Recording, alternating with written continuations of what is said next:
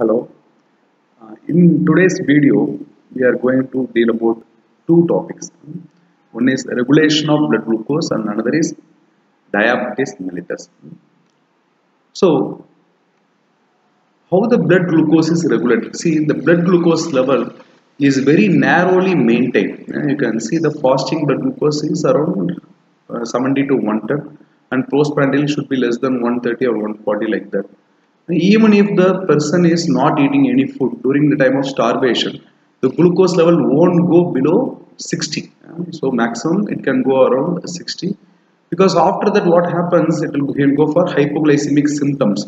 Brain can utilize glucose. So if glucose to the brain is absent, what will happen? They will have convulsions, increased sweating, and he will even die if glucose is not supplied. So a narrow level of glucose level must be always maintained in our body.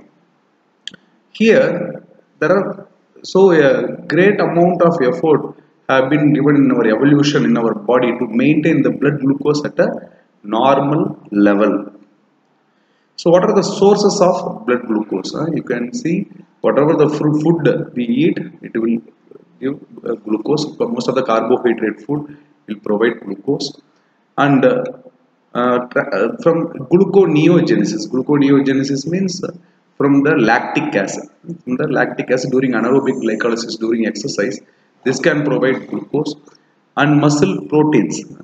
Every day there is a small amount of muscle protein will be converted to glucose during morning fasting hours. And your propionyl CoA from the fatty acid. Fatty acid, the odd chain fatty acid can give propionyl CoA that can become succinyl CoA and enter into the TCA cycle and it can become glucose.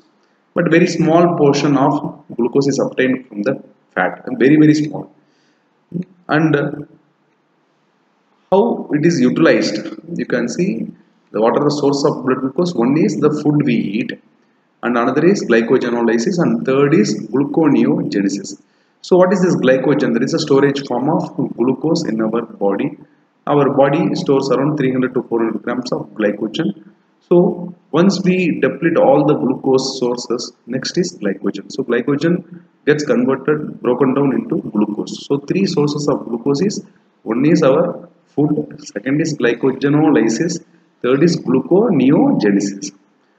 How blood glucose is utilized? Blood glucose is utilized usually to provide energy. So that energy is glycolysis and TCA cycle.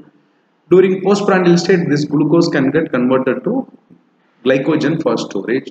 And once the glycogen stores are full, glucose will be converted to fatty acid and will be stored as fat.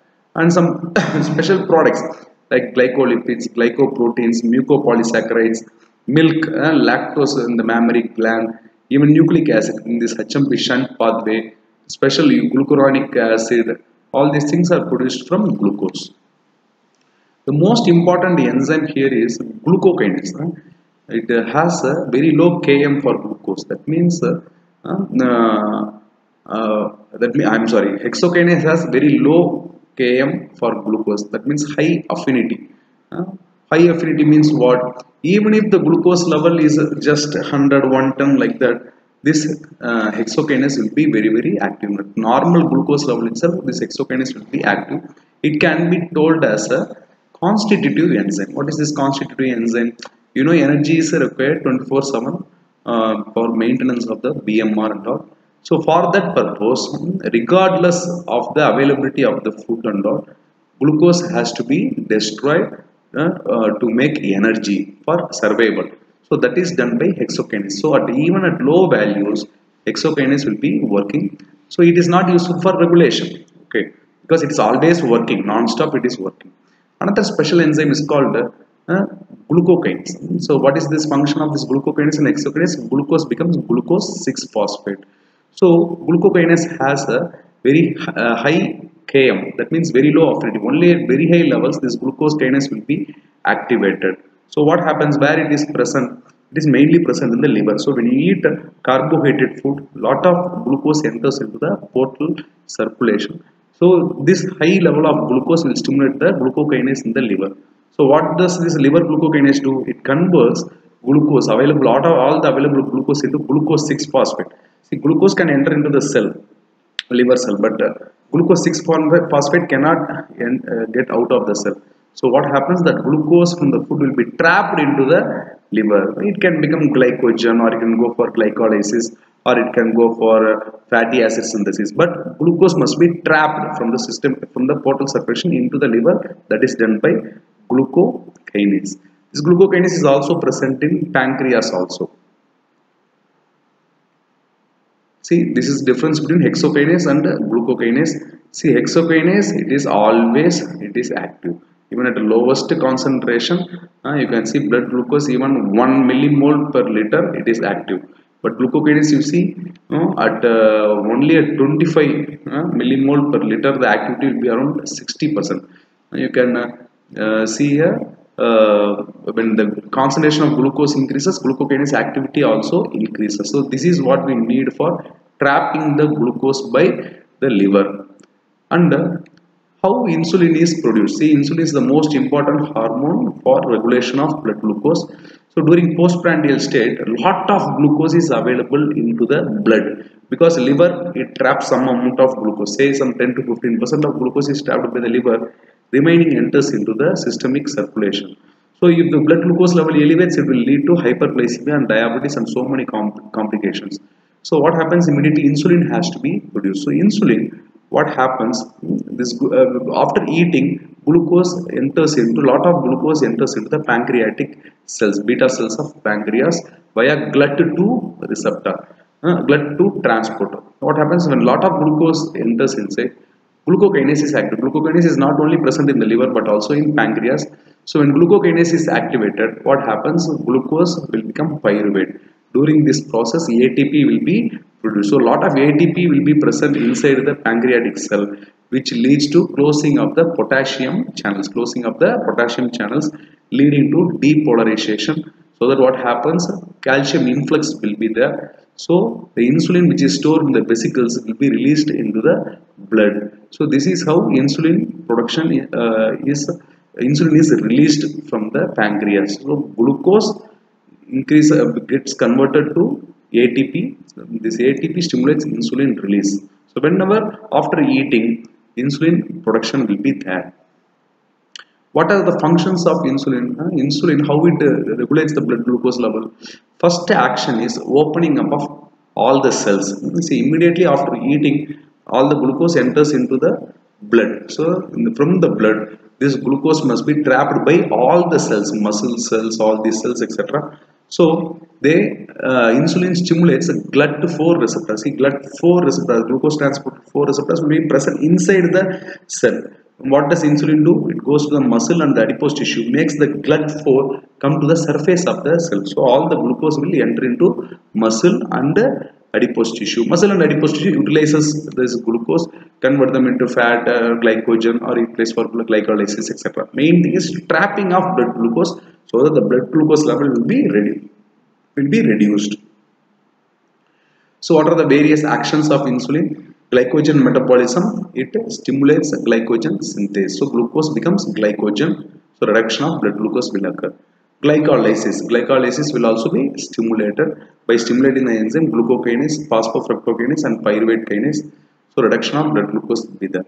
Gluconeogenesis will be inhibited. All these three enzymes, phosphoenol pyruvate carboxygenase, glucose 6-phosphatase, pyruvate carboxygenase, are inhibited.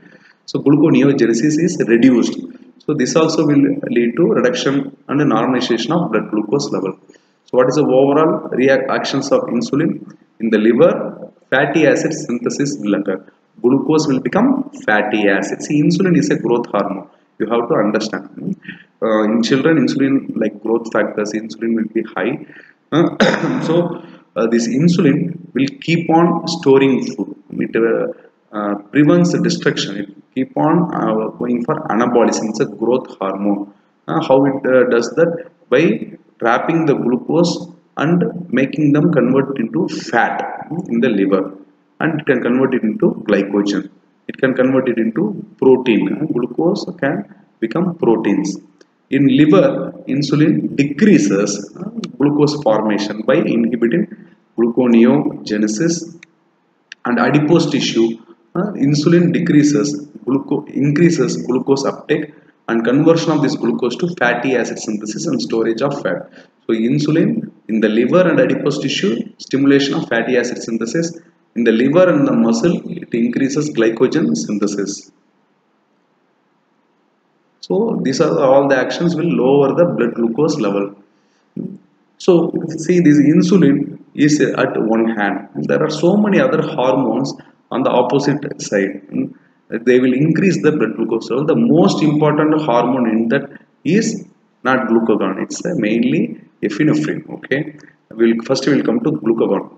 We always think insulin opposite to glucagon, but no. First is norepinephrine, then only glucagon comes into action. So what happens? Hypoglycemia. You are not eating food for 10 to 15 hours, 6 to 7 hours. What happens? The blood glucose level will come down. Muscle will utilize all the glucose present, and all the cells will utilize glucose. So glucose level is coming down inside the cell as well as the extracellular fluid. Now what happens? Hypoglycemia will stimulate alpha beta cells of pancreas to produce glucagon. Glucagon will be produced. So what happens? Glucagon stimulates glycogenolysis in the liver as well as in the muscle. In the liver, phosphorylase enzyme, that is the rate limiting step of glycogen synthesis, glycogenolysis. So it stimulates the phosphorylase enzyme. So glycogenolysis occur, leading to glucose 6-phosphate production. This glucose 6-phosphate will be inside the liver, and there is one enzyme called glucose 6-phosphatase that will convert them into glucose, and glucose will be released into the blood. So all the glucose can reach like organs like brain and other cells, so that hypoglycemia will be prevented. And glucagon also inhibits usage of glucose. It inhibits glycolysis by inhibiting glucokinase and pyruvate kinase. It stimulates gluconeogenesis from the muscle. In the muscle, it destroys the muscle protein and converts them into glucose. And lactate is obtained from anaerobic glycolysis. Lactate will be converted into glucose, and it also stimulates all the enzymes in the gluconeogenesis cycle. It will lead to hyperglycemia.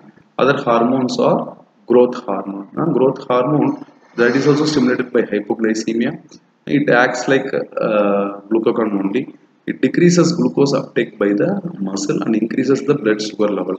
Glucocorticoids, steroids, they increases gluconeogenesis by stimulating key enzymes. So when gluconeogenesis is stimulated, blood glucose level increases. So cortisol increases blood glucose levels. Epinephrine is the most important hormone. So when there is fear or anxiety or stress, this will be increased. And not only that, it is increased during hypoglycemia. During the low sugar level, what happens? It is stimulated. It increases glycogenolysis in muscle and liver. So muscle glycogenesis and leads to increased glycolysis. In liver, this glycogenolysis leads to glucose release, and the blood glucose level will be normalized. So what happens during fasting state and postprandial state? So by this time you know what is the fasting hormones. Fasting hormones is glucagon and epinephrine. So blood glucose level is maintained. First few hours inside the blood there will be glucose. See, our blood glucose level is 110 milligram per deciliter. So if you are not eating first few hours, the blood glucose will be utilized. Once the blood glucose gone, now glycogenolysis will occur. Glucagon and epinephrine will stimulate glycogenolysis both in the muscle and in the liver. Muscle glycogen is destroyed and utilized by the muscle itself, but liver glycogen becomes glucose and comes to the blood and normalizes the blood glucose level. And after that, once the glycogen, all the glycogen reserves is over, gluconeogenesis will occur from the proteins and the propionyl CoA. Glucagon, epinephrine, glucocorticoids, ACTH and thyroxine, all are doing the above action. So my professor used to say that insulin is like Sachin Tendulkar. He is batting and 11 people are against playing against him. So insulin is Sachin Tendulkar trying to reduce the blood glucose. and all our 10 11 hormones like ACTH, glucocorticoids, adrenaline, noradrenaline, glucagon growth hormone, all are trying to increase the blood glucose level. So what happens in the postprandial state? Insulin will be produced. So glucose will lead to increased insulin production.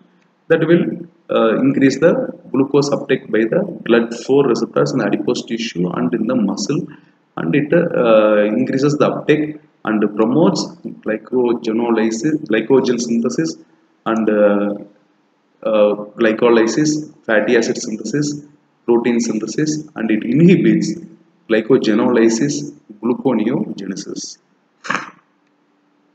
So any problem with the regulation of glucose is very very dangerous, because brain requires glucose when the hypoglycemia stage is very dangerous for the body. So if the what are the problems when these hormones are problematic? So complete deficiency of insulin is called type 1 diabetes mellitus. When there is insulin production will be normal or excess, but it cannot act on the peripheral tissues, that is called peripheral insulin resistance. Then we call it as type 2 diabetes mellitus. And many glycogen storage diseases like von Geer's disease, where glucose 6 phosphatase is deficient, glucose cannot come out from the liver into the blood, so leading to hypoglycemia. And some Cushing's disease, where cortisol level will be increased, and ACTH secreting tumor, all this increase the blood glucose, so it may also lead to diabetes. So if there is any problem with the regulation of blood glucose, it will lead to diabetes. Actually the opposite is very very very rare. Hypoglycemia does not occur in normal population, and hypoglycemia due to glucagon excess is very very very very rare. See, diabetes, the incidence throughout the world is 10% of all the population. In India, all adults have a 30% risk of developing diabetes. Even in preschool, that 10 to 19-year-old Indian children, 10% are pre-diabetic. So India being the diabetes capital of the world, the main problem is with hyperglycemia, not hypoglycemia. Even adrenal medulla tumors, pheochromocytoma, that may lead to hypoglycemia. Very rare conditions. Yeah, main common condition is obesity, insulin resistance syndrome, insulin resistance and hypertension. This is a triad of metabolic syndrome. Indians have 33% of Indians have metabolic syndrome. It's also called insulin resistance syndrome.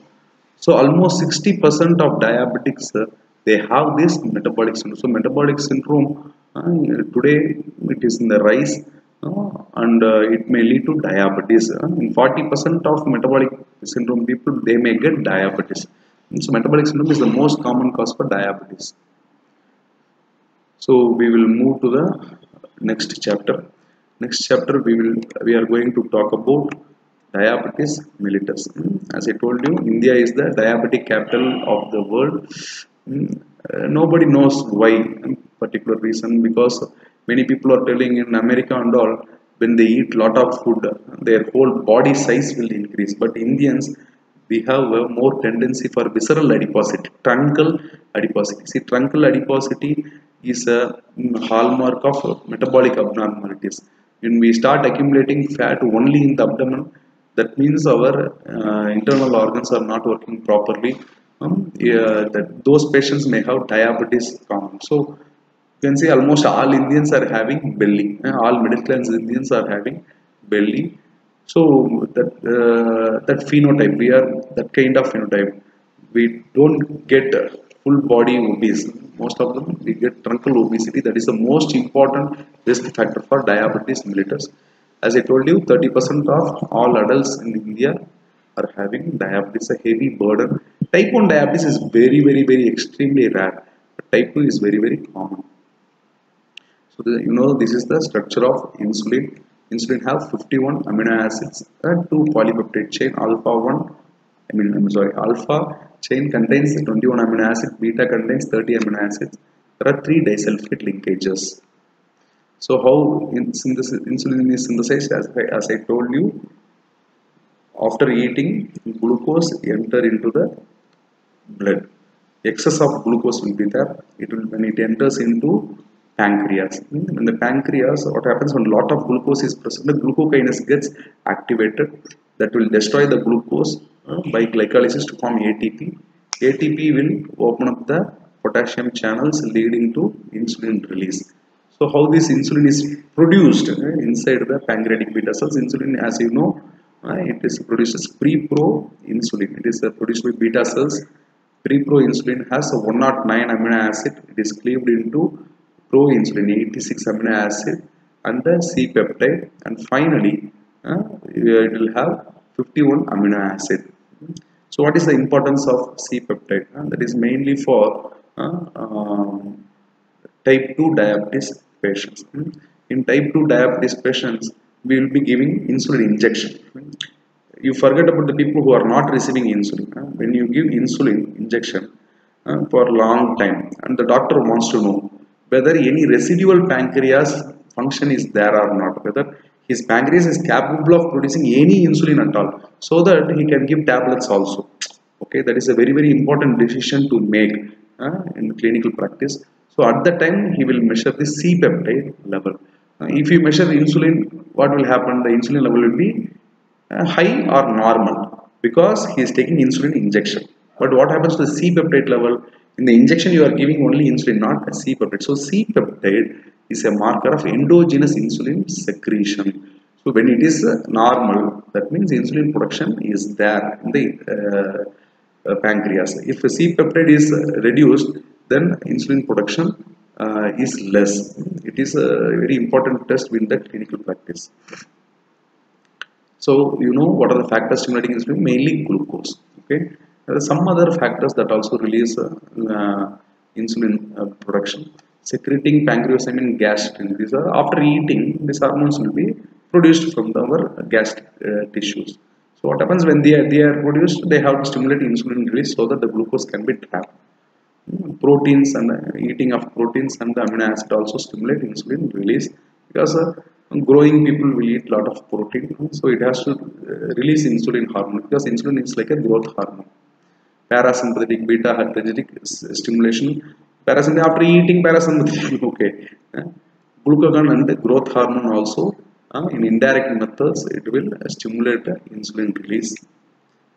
Drugs, incretin, glucose dependent insulinotropic peptide, these are all intestinal enzyme, intestinal hormone. It will also stimulate insulin release. What are the factors that inhibit insulin secretion? Epinephrine. So epinephrine is produced only there is a hypoglycemia. So during hypoglycemia, do you need insulin? No. So it should be inhibited. Epinephrine and alpha adrenergic stimulation should inhibit insulin production. And the mechanism of action of insulin, that is not important for us. Insulin, it enters into the cells and cell membrane. It attaches to the receptors. It signal activation system, IRS 1 to 4 it stimulates, and also stimulates inositol triphosphate, and so many things will occur due to this insulin, like transport of transporters, blood from inside the cell to cell surface, and production of glycolysis enzymes, stimulating the DNA to produce glycolysis enzymes, glycogen synthesis enzymes, fatty acid synthesis enzymes, protein synthesizing enzymes, all are stimulated by insulin. So in the last session itself, we have discussed what are the physiological action. So glucose uptake is increased, and utilization is also increased. So glucose uptake is increased, utilization is increased, breakdown is also increased. Utilization, you can either destroy it or store it. Destroying by glycolysis, storing it as glycogen synthesis and fatty acid synthesis. Inhibit gluconeogenesis. How it inhibits it? By inhibiting the pyruvate kinase, phosphoenol pyruvate carboxygenase, important key enzymes of gluconeogenesis is stimulated. In fatty acid synthesis, acetyl-CoA carboxylase is stimulated. It inhibits glycogenolysis by inhibiting phosphorylase. Key enzyme of glycogenolysis is inhibited. So hyperglycemic hormones, we have seen all these things. What is diabetes mellitus? Let's see the literal meaning of Diabetes mellitus means it is a Greek word that means sugar in urine. Okay.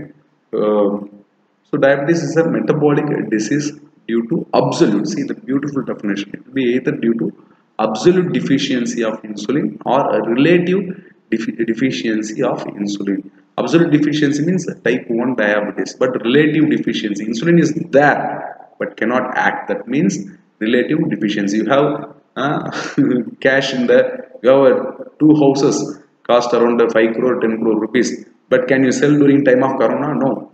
So you are a rich man, but you don't have cash right now. That is called relative deficiency. And that is type 2 diabetes mellitus, insulin resistance. So prevalence is 20 years before it was 8%, now it is 10%.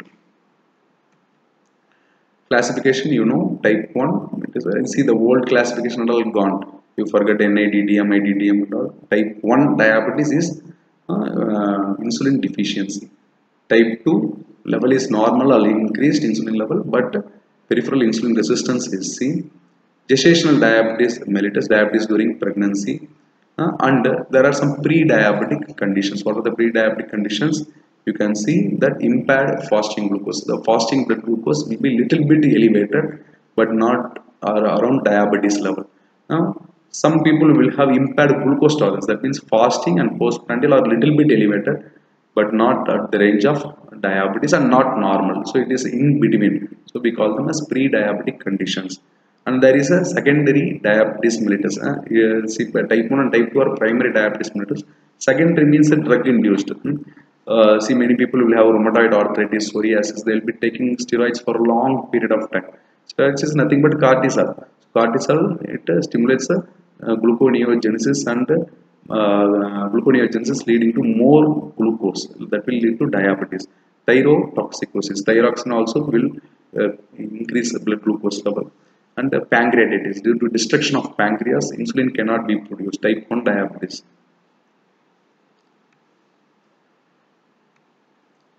So type 1 etiology, see many people say it is genetic and all, but I don't trust, because um, I think it's mainly due to some uh, immune problem. See, for example, let's take this nephrotic syndrome. Okay, nephrotic syndrome and protein losing enteropathy. This glomerulonephritis is there. What post-streptococcal glomerulonephritis? Very interesting disease. What happens? The patient will have some sore throat. It is streptococcal infection. After 5 to 10 days, it will be gone. He will be having some fever, joint pain, throat pain. But after a few days, it is gone after taking some antibiotics. But after 1 or 2 years, what happens? The antibodies produced against the streptococci will destroy the glomerular basement membrane. So what happens? Proteinuria will be there. Slowly it will lead to kidney failure. This is one cause of nephrotic syndrome and this protein losing enteropathies. Similarly, some viruses. What are the viruses? Coxsackie viruses, rubella, mumps viruses are there. So antibodies are produced against these viruses. Sometimes there is a mix-up between the antibodies and the antibodies thinks our pancreatic islet cells, beta cells are antigens. Okay, because they look similar. Those virus proteins and our cell proteins look similar. So auto destruction of this pancreatic beta cells occurs. So very sad and lead to type 1 diabetes. Mostly affect children, because children will have common viral infections. They say HLA, DR3 and 4 are more susceptible, but mainly it is viral etiology. There will be antibodies. There are specific antibodies are there. ICA, islet cell cytoplasmic antibodies, insulin autoantibodies, insulinoma associated antigen, antibody to glutamic acid decarboxylase. Knowing this is of no use. A child, 7 year, 8-year-old child, sudden loss of weight means usually type 1 diabetes mellitus. If you check any of this, it will be increased. So what is the use in checking? The clinical features itself is enough. So etiopathogenesis of type 2, it is very difficult to understand the complex mechanisms. Nobody knows the exact mechanism, because if you know exact mechanism, we can prevent type 2, right? So we don't know the real reason. So we can elucidate. Some people tell their family history is that it is little bit acceptable. When your mother is diabetic during pregnancy, you may in the future will get diabetes. So that is one type of family history is there. But even nowadays, so many people are affected even without family history. There's some diabetic genes are there, mm, like a Modi maturity onset diabetes of the young, not our Modi. This Modi is there for 25-30 years, okay, and there are 60 other genes are there. Environment, and that is most important factor. They say obesity, and obesity is definitely a causative agent for this type 2 diabetes mellitus, and less exercise also they are suggesting. So the main fact hallmark is insulin resistance. I don't know why insulin resistance occur, but insulin resistance is the hallmark. What is insulin resistance? Insulin is produced, but it has to activate the muscle and adipose cells, okay, and the blood force should come outside, then only glucose will be taken up. It should stimulate the fatty acid synthesis enzyme, and glycolysis enzymes, and the glycogen synthesis enzymes. But insulin, and they have receptors. The muscle cells and adipose cells, they have insulin receptors, and this insulin can bind to the receptors, but the receptors are not obeying insulin's command. So what happens? These are muscle cells and adipose cells. These are the biggest cells in our body. Muscle, we have 40 kilograms of muscle and 10 kilograms of adipose tissue. If they are not obeying insulin's command, glucose cannot enter into these major users of glucose. So glucose will accumulate in the blood. Okay, that is called insulin resistance. It will lead to diabetes. And what happens when there is two things will occur? Due to the increased blood glucose, our pancreatic beta cells will also get affected. This acute glycosylation end product that we will discuss later, that is coming from the blood glucose, that will damage the pancreatic cells. So insulin production itself is reduced. So initially it starts with hyperinsulinemia, going for insulin resistance, and slowly it will go for insulin deficiency also. So established type 2 patients 5 to 10 years later, they will have both insulin resistance as well as little bit of insulin deficiency also. And why another reason for this pancreas is burnout. Burnout means pancreas trying to produce lot of insulin, so the cells are dying. So how do you diagnose diabetes? If go and check blood glucose level random. If it is more than 200, don't do any testing, he is diabetic. One reading is enough. Or fasting plasma glucose, if you are going and checking for fasting plasma glucose, if it is 100 and all, okay. If it is 126, not 125, if it is 126, confirm he is having diabetes. Postprandial more than 200. Or HbA1c. This is the best test, because if I say tomorrow you are having test on diabetes, what you will do? Overnight you will study and tomorrow you will pass. But I want to know you are reading every day after seeing all these classes. I want you to know. I want to know that you are reading every day. So what I will do? I will give a surprise test. So the HbA1c is a surprise. It's a 3 months sugar average. You cannot fool the doctor. So last 3 months, how much was the blood sugar? Because tomorrow, please come to my clinic for blood testing. If I ask, today night he will go for fasting. The patient will be scared. His blood glucose, he will think maybe if it is increased, the doctor will say he is having diabetes and will give lifelong medicines. So he will try to cheat the doctor by not eating and all. But here you cannot cheat HbA1c. In my clinical practice also, I found out more than 2,000, 3,000 people having diabetes and pre-diabetes just by HbA1c. And we have seen pre-diabetes condition, impaired fasting glucose is 110 to 125. American Diabetes Association, they have reduced it as 101 to 125. So if morning fasting is more than 100, 101, 102 like that, that itself is a pre-diabetes. And impaired glucose tolerance, here fasting will be 100 to 125, as well as postprandial. Postprandial will be 140 to 200. This is not diabetes, this is impaired glucose tolerance. These both conditions will go for diabetes if not managed. So what are the metabolic derangements?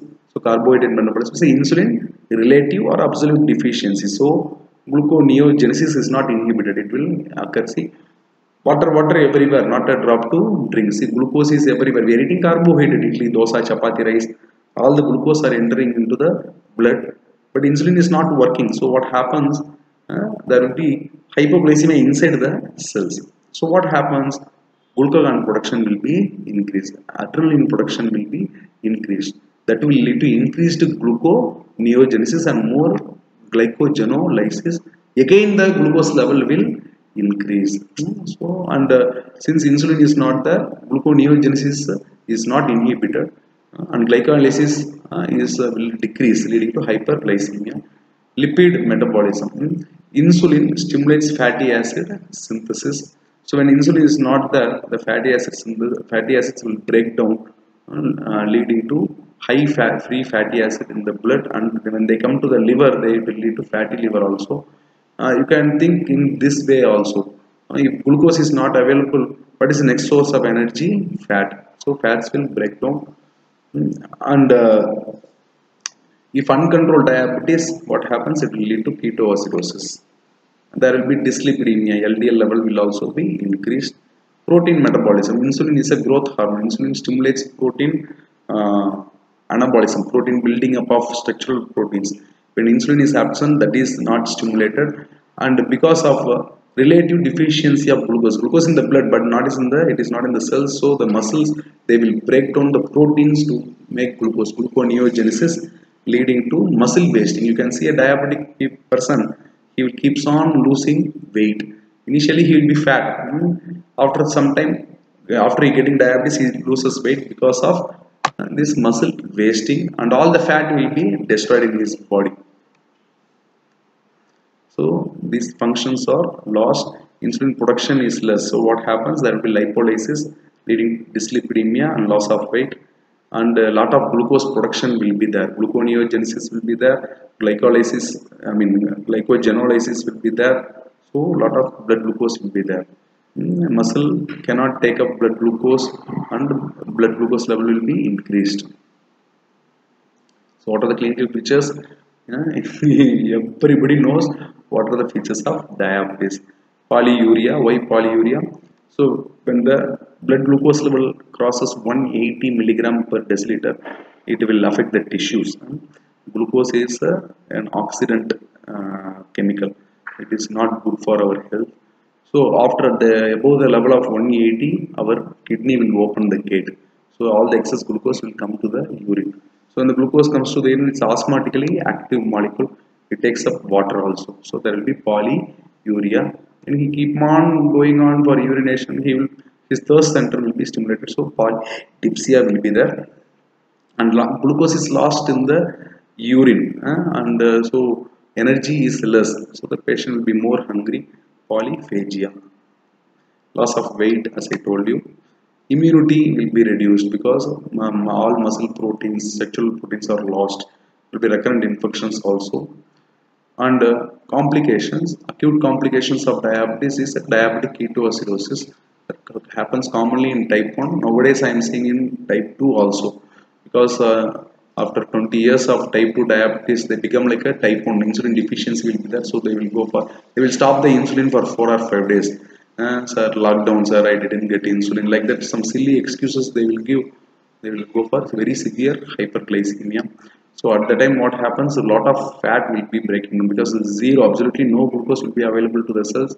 So our body will destroy all the fatty acids. So these fatty acids, they will overrun the TCA cycle. They come to the liver, they overrun the TCA cycle. TCA cycle cannot convert everything into acetyl-CoA and use it for energy. So they will make it into ketone bodies and send to all the tissues. So these ketone bodies are acetone, acetoacetate, and beta hydroxybutyrate. Acetone will be excreted in the breath, fruity order, fruit-like order. So this diabetic ketoacidosis patient will have a fruity order. And beta hydroxybutyrate and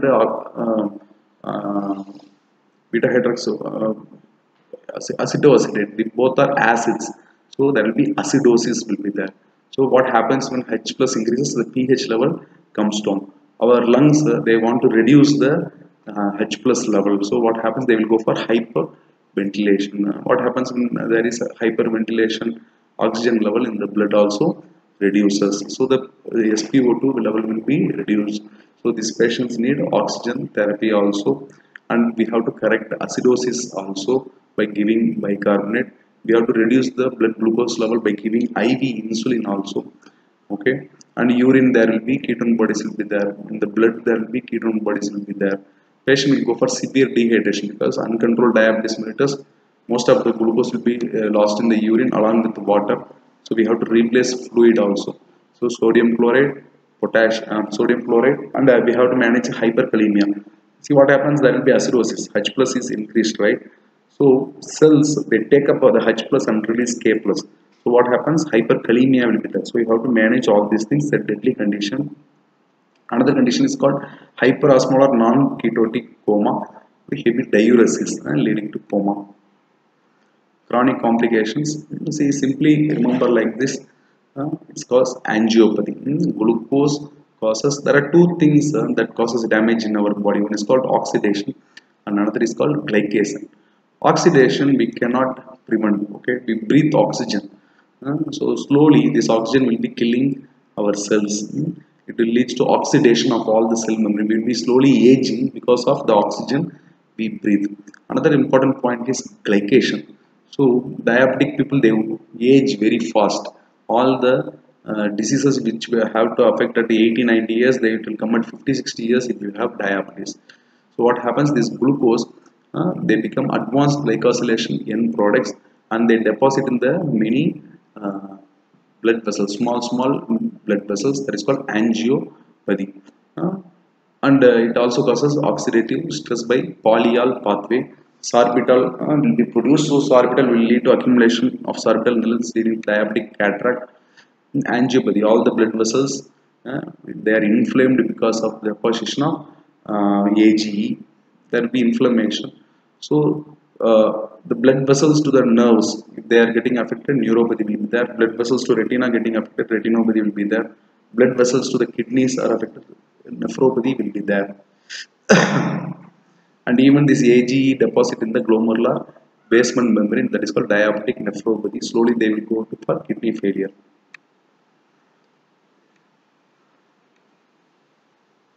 So all these diabetic patients, they will complain of neuropathy. Sensory neuropathy will be more common. They feel like, sir, it's like I can't feel my feet. So what happens? They are more prone for injuries. They don't feel pain at all. So if some injury occurs, they don't know they have injury or not because there is no pain. So that will become big and leads to foot ulcers. And in diabetes, all the blood vessels are affected.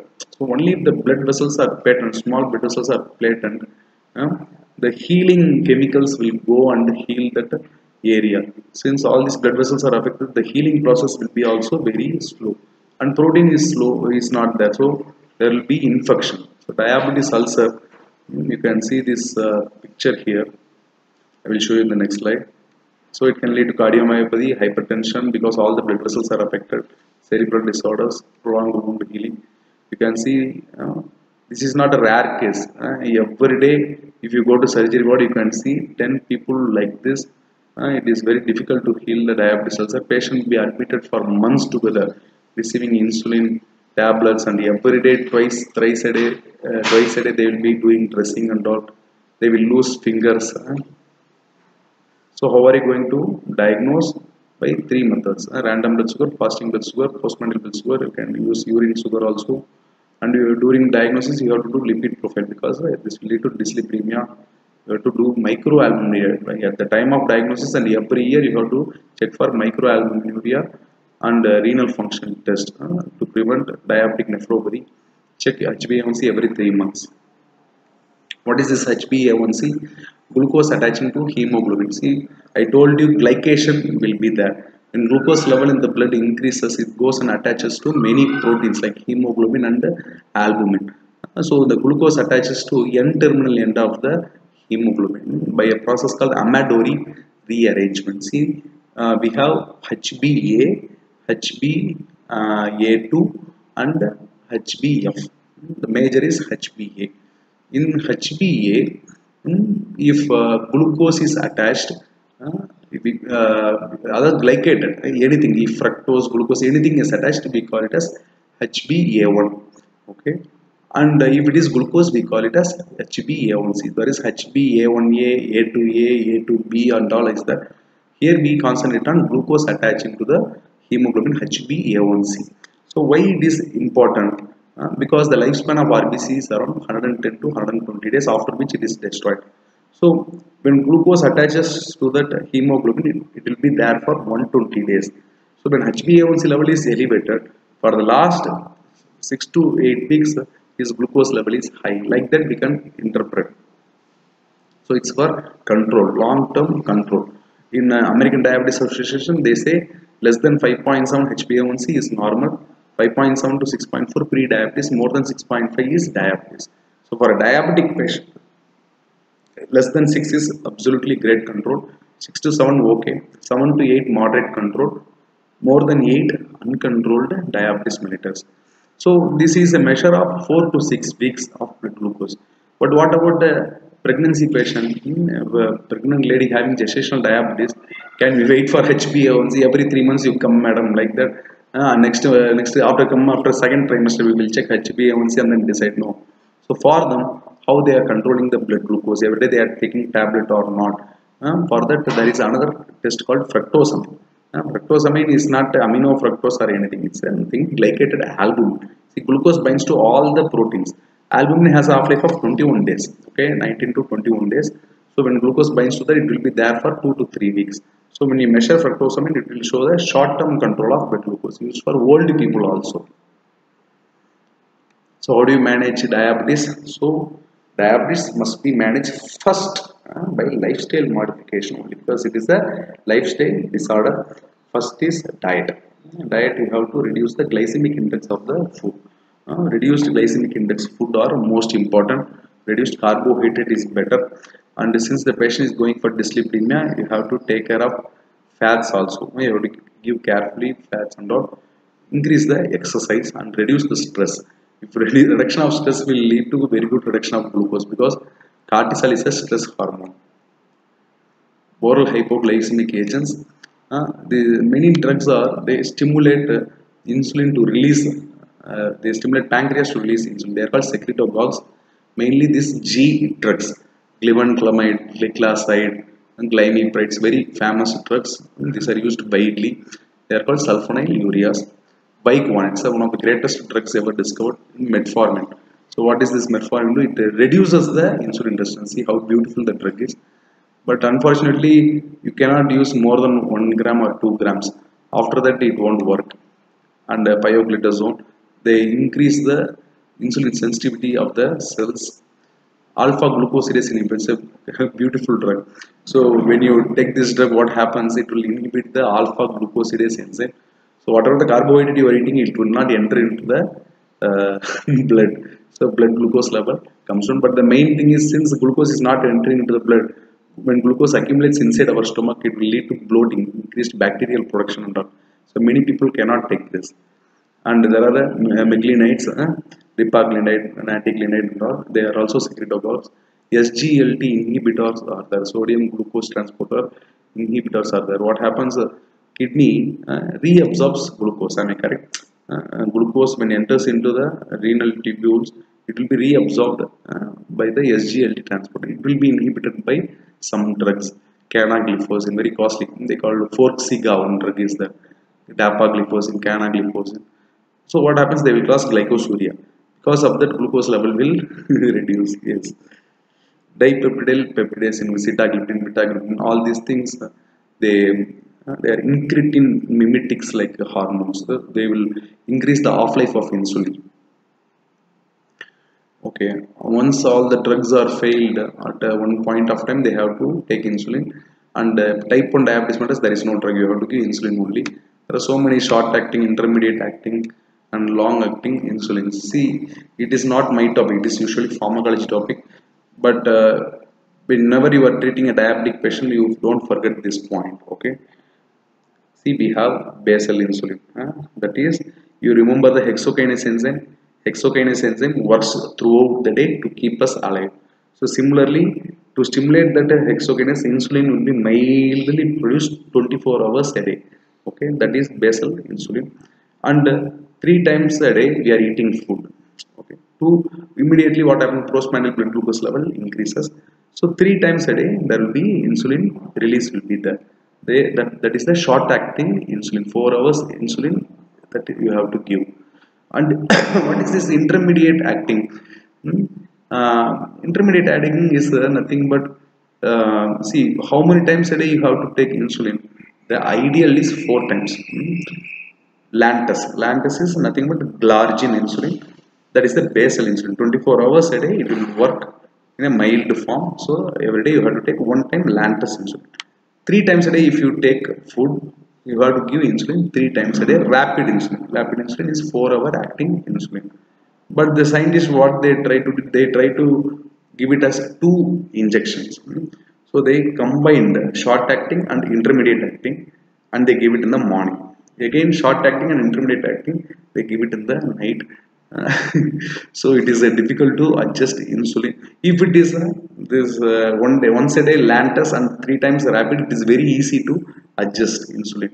But mixed, they call mixed insulin, twice a day you have to manage.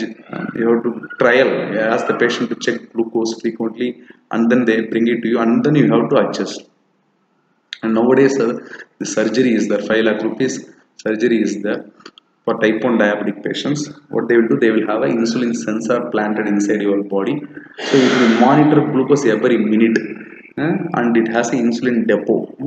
Every day you have to change the insulin cartridge, 200 ml of 200 units of insulin. Every day you have to change the cartridge, and every 3 days it will take around 1000 rupees expense will be there. So automatically insulin will be pumped insulin based upon the glucose levels. And this surgery, you have to remove the sensor and you have to replace it after 5 years. So today we have discussed the glucose maintenance and what happens if there is abnormality in maintaining the glucose. So these are my references. I request you to buy this my book, Unique Quest series of biochemistry, published by JP Publishers, which is a good book to read and also for prepare for your university exams. So we will meet in another class, same class like this. Okay, bye.